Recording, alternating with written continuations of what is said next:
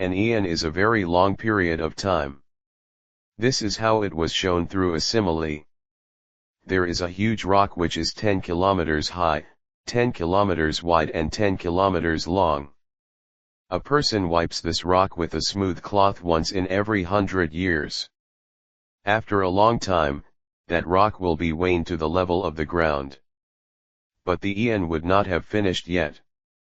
How many billions of eons made up of such a long durations, would we have passed in this samsara journey? Even the one who gains the state of universal kingship will not be free from the four bad destinations until the Four Noble Truths have been realized. How many times would we also have been universal kings? Now, we do not have any of the 32 special signs that those universal kings had back then. Very rarely, we went to the heavenly worlds and the Brahma worlds. Now we arrive to the human world. Who knows of how long of a period of time we have spent in the animal world? Who knows of how long of a period of time we have suffered in the hell worlds and the ghost worlds? Until now, we did not know that we were entangling in a samsara journey for such a long time, embracing birth, aging, and death. However, now we know about it. Now we know what the real danger in our lives is. Now we know why we have inherited an unending samsara journey up until now.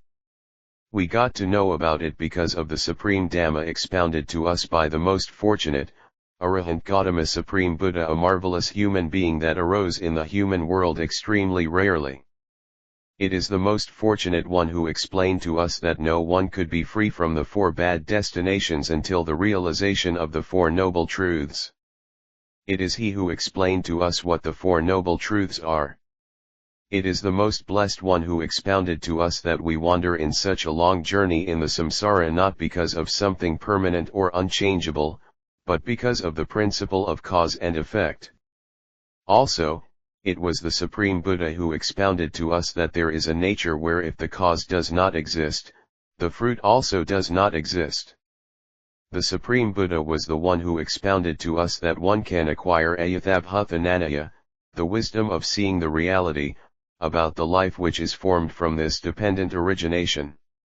Conditioned things in the world are impermanent, all impermanent things belong to suffering, as all that is suffering cannot be kept according to one's wish, and therefore they become non-self.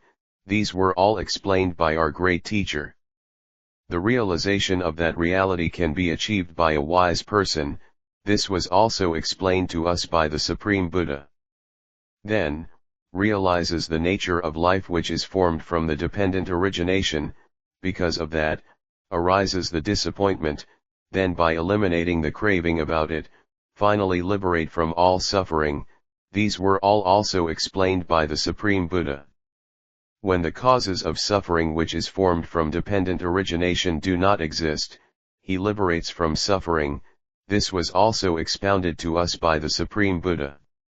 That person experienced the extreme noble comfort, which is called supreme bliss of Nibbana, and as that bliss of Nibbana did not arise from causes, there is no birth, aging, or death there.